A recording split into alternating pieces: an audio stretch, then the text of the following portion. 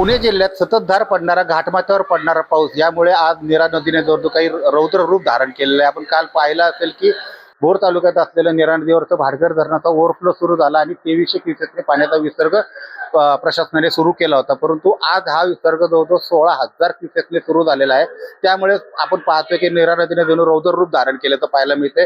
भोर शहराच्या इतिहासात पहिल्यांदा जवळजवळ नदी पात्रापासून 25 फूट उंचीवर असलेलं हे स्मशानभूमी आपण पाहतोय. माझ्या मागं पाहाल आपण ही स्मशानभूमीची अवस्था की पूर्ण स्मशानभूमीमध्ये पाणी पोचलेलं आहे. नदी आणि स्मशानभूमी ही एकाच लेवलला आल्याची आपल्याला पाहायला मिळत आहे. नदीतलं अक्षरशः पूर्ण पाणी हे स्मशानभूमीत आलेलं आहे. काही आता एक मृतदेह सुद्धा इथं जळत होता, परंतु पाण्यामुळे आणि एवढा वाढलेल्या पाण्यामुळे हा मृतदेह सुद्धा पूर्णतः विझून गेलेला आहे. आता काय प्रशासन आणि हे नातेवाईक सुद्धा इथं हातबल झाल्याचं दिसून येत आहे की काय करणार, कुठल्या प्रकारे ह्या मृतदेहांना वाचवणार. परंतु ते सुद्धा आता पाण्यात गेल्याचे दिसून येत आहे आणि आता कमरेपेक्षा जास्त पाणी हे आपल्या स्मशानभूमीच्या भागामध्ये दिसून येत आहे.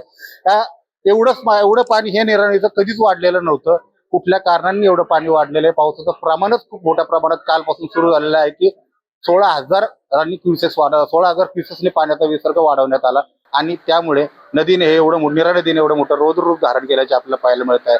नदीकाठच्या लोकांना आणि नदीकाठच्या गावांना प्रशासनाच्या वतीने इशारा देण्यात आलेला आहे की नदीपात्रात कोणी जाऊ नये किंवा अन्यथा नदीपात्राजवळ असलेल्या सर्व आपल्या वस्तू त्या सुरक्षित ठिकाणी हलवण्यात आहेत. टॉप न्यूज मराठीसाठी सारंग शेटे, भोर, पुणे.